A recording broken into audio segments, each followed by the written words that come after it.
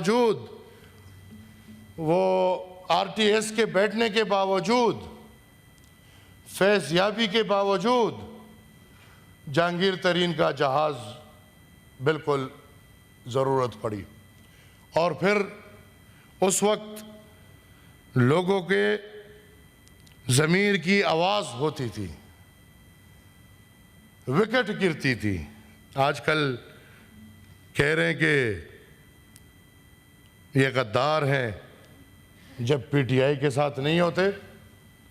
मैं सर इधर एक और बात भी करूं, senator Faisal Saleem and senator Zarqa Suhrawardy,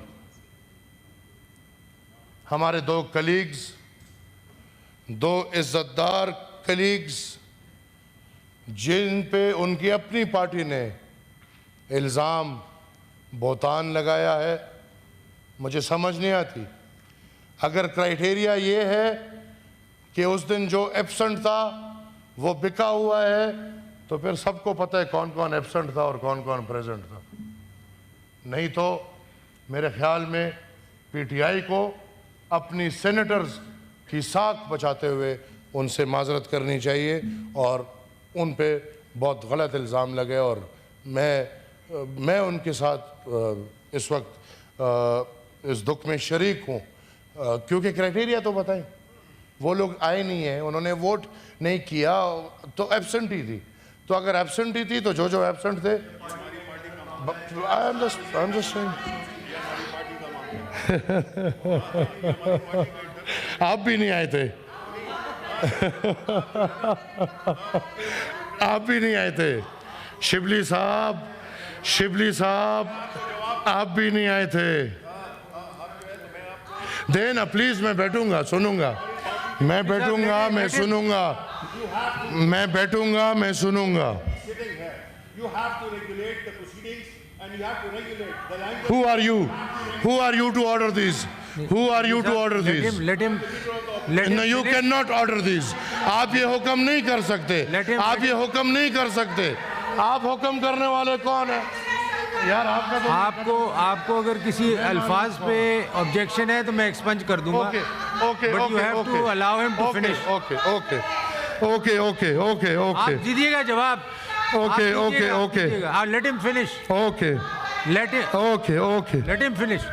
बिल्कुल आप दें, ये जब खत्म कर लें आप जरूर दें सर। आप जरूर दें सर, जरूर दें सर। जी हेमल वली साहब, आप अब इसको करें ताकि आप मेरे बाप को भी जानते हैं, आप मेरे दादा को भी जानते हैं। अभी ज्यादा नहीं करें, आप ज्यादा नहीं करें, अभी ज्यादा नहीं करें। आप इतना बता दें कि कितने पार्टी को कितने पैसे दे के सेनेटर बने। आप बैठे, फिर आप अपने आप बता दें कि पार्टी को कितने पैसे दे के आप सेनेटर बने। आप बता दें कि आप तो बलूचिस्तान पाकिस्तान नहीं है क्या? जी आप अपनी पार्टी पे आए हैं अल्हम्दुलिल्लाह। दो साहब आप बैठे, आप बता दें कितने पैसे दे के सेनेटर बने हैं। आप जवाब जी सर। फलकनाज आप बैठे। तकलीफ तो होगी, तकलीफ तो होगी। हेलो, तकलीफ तो होगी। बैठे भाई, आप बीच में ना बोलें, आप अपने वक्त पे बोलिएगा। जी सर, इलेक्टेड गवर्नमेंट बलूचिस्तान की टॉपल की गई। चेयरमैन सेनेट के इंतखाबात हम सबको शायद याद होंगे। ज़मीर की आवाज़ उस वक्त और अब लोग चोरी हो रहे हैं।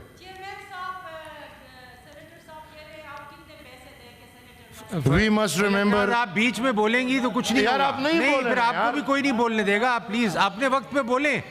आपको मैं यार, आप नहीं, मैंने आपको नहीं बोला। आप क्यों? आपको मैं जानता भी नहीं हूँ। कोई मैं पार्टी नहीं हूँ। मैंने इनसे पूछा, हमने अलाउ किया है सबको बात करने के लिए, आपको भी मिलेगा। यार मैं तो सर माइक पे बोल रहा हूँ, मैं टाइम पे बोल रहा हूँ और तकलीफ होगी। आप बैठे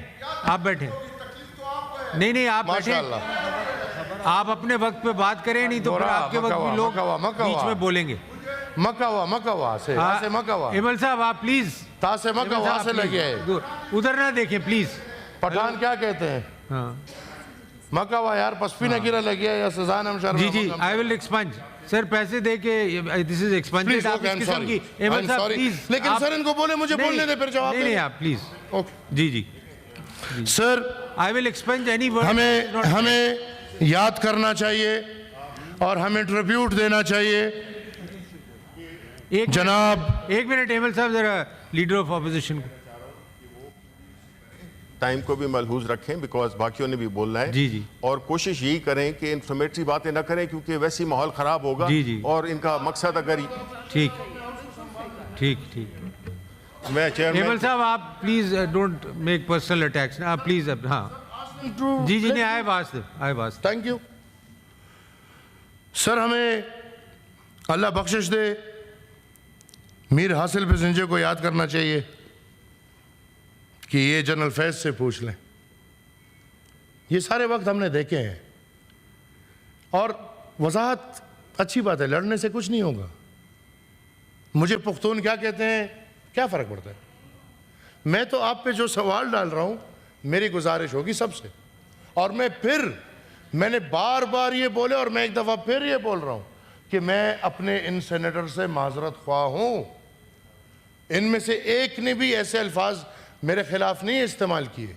आज ठीक है, इनके भी जज्बात हैं, लेकिन सर इनके जो जज्बात में मुदल्लल बात कर रहा हूं, मुझे गाली पड़ रही है। मेरे वालिद को, मेरे दादा को, मेरे परदादा को, मेरी वालिदा को, मेरी बहनों को गालियां पड़ रही हैं। क्या ये पुख्तून लोग इसका जवाब देंगे? मैं इसके सबूत आपको देख सकता हूं। तो आपके लोग हैं सर, और मैं भी आपका नाम नहीं ले रहा सर। परफॉर्मेंस देके पुख्तूनख्वा का कर्जा 2013 में जब ये लोग आए 97 बिलियन कर्जा था।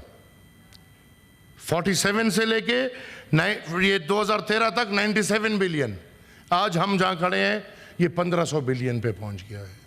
और जो एस्टिमेट लगाया गया है 2028, जो इनको तीसरी हुकूमत सौंप दी गई है और अल्हम्दुलिल्लाह वो एक चुनाव है उधर, तो 2028 तक ये 3000 बिलियन पे जाएगा। क्या पीटीआई इसकी वजाहत दे सकती है?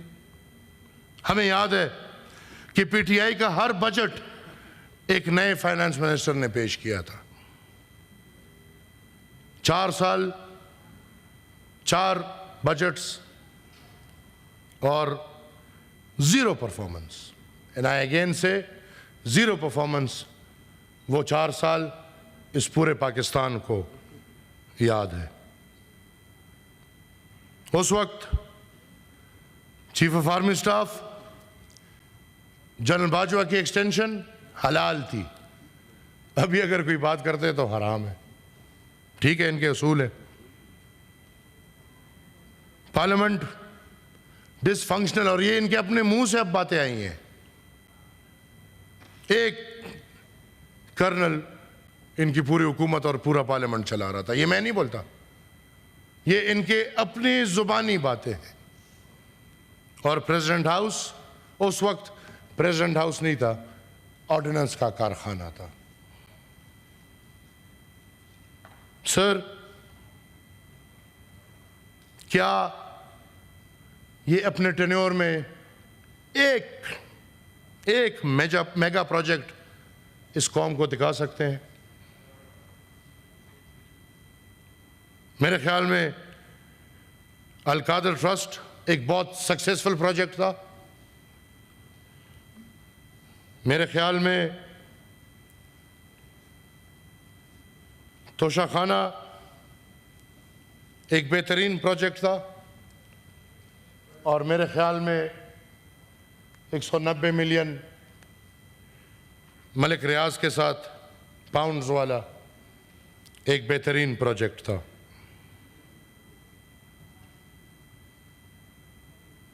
बारह साल पुख्तूनख्वा में हुकूमत और 12 साल में ये अपनी कारकर्दगी दिखा दे। अल्हम्दुलिल्लाह, उनकी शुक्रिया अदा करो जिन्होंने दिए। सर प्लीज, आपको मैंने रिक्वेस्ट की है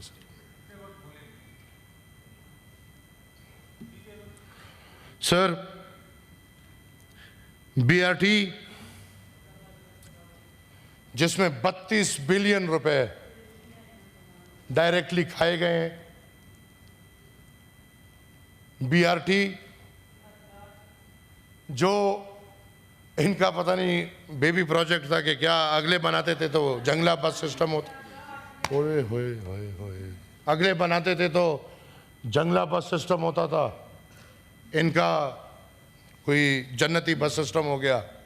वो बनाना था कोई 14 मिलियन में, 100 मिलियन से ऊपर हो गया। और वही बीआरटी का पैसा 32 मिलियन ऑन रिकॉर्ड जो दुबई में पेमेंट हुआ है, दुबई से अमेरिका गया है और अमेरिका से इनके पीटीआई के अकाउंट में आया है, और जो 2018 के इंतखाबात में इस्तेमाल हुआ है। आज तक ना कोई पूछेगा और ना उसका जवाब कोई देगा। और मैं भी चाहूँगा कि ये भी अब रिक्वेस्ट करें, परवेज़ खटक तो इनके साथ अब नहीं है, कि जो बीआरटी का जो केस तैयार पड़ा हुआ है, जो अल्हम्दुलिल्लाह एक बहुत अच्छा प्रोजेक्ट है, वो केस आगे ले जाए और उस पर फैसला कर ले। सर,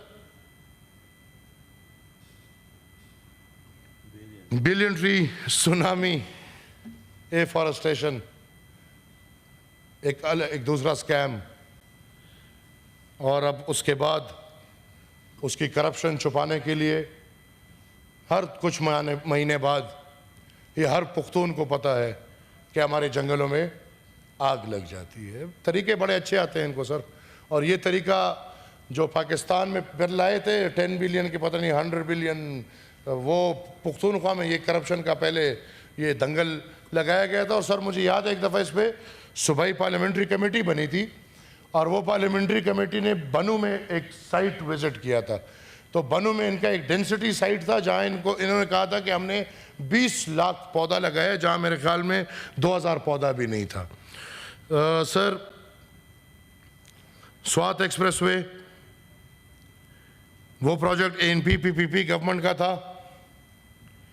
पीटीआई ने आते ही एफडब्ल्यूओ के हवाले किया, 25 साल के लिए उनको लीज पे दिया, और पुख्तूनख्वा के लोगों के लिए एक बेनिफिट उससे नहीं लिया।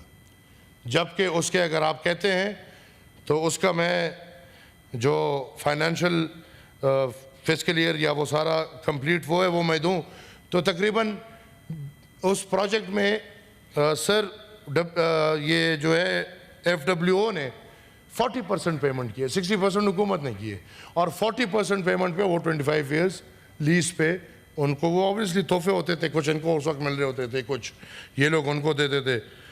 सर एमटीआई एक एक्ट आ रहे पुख्तूनख्वा में, एक बंदा था, कज़न साहब थे कोई, बरकी साहब, और वो बरकी साहब के ज़रिए पुख्तूनख्वा का पूरा हेल्थ सिस्टम तबाह और बर्बाद करके रख दिया।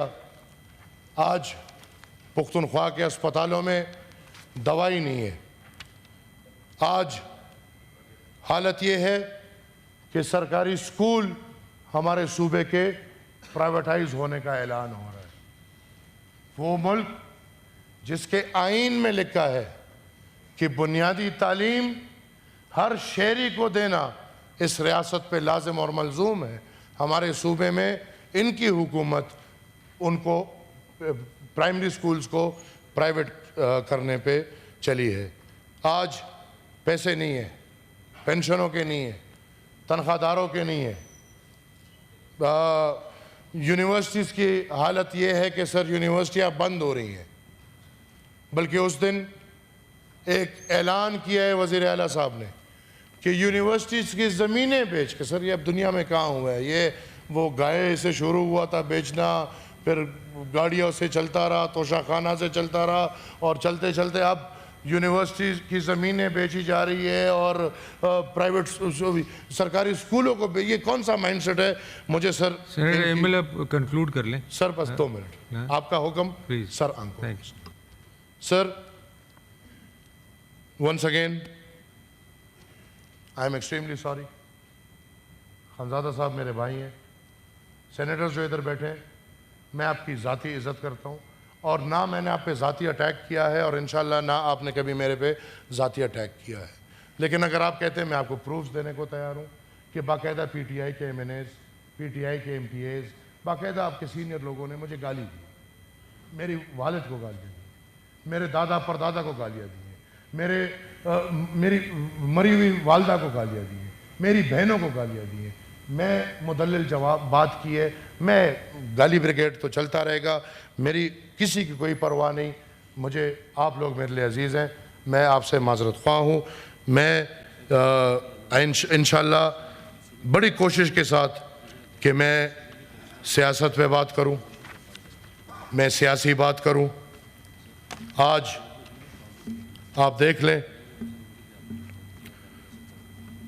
कि वो बयानिया जो साइफर से शुरू हुआ था और मुझे अमेरिका ने निकाला, आज अमेरिका का शुक्रिया अदा हो रहा है कि वहाँ पे 61 सेनेटर्स उसके सपोर्ट में बात कर रहे हैं। ये सर बहुत बड़ा तजाद है। मैं आपका मशकूर हूँ, आपके टाइम का मशकूर हूँ। अगर किसी की दिल आज़ारी हुई हो उस पर माजरत ख्वाह हूँ। सियासी बात की है, इंशाल्लाह सियासी जवाब मिलेगा, और अगर फिर मज़ीद भी करना चाहें तो अभी तक सियासी थी, बोलने को फिर बहुत कुछ है। Thank you sir.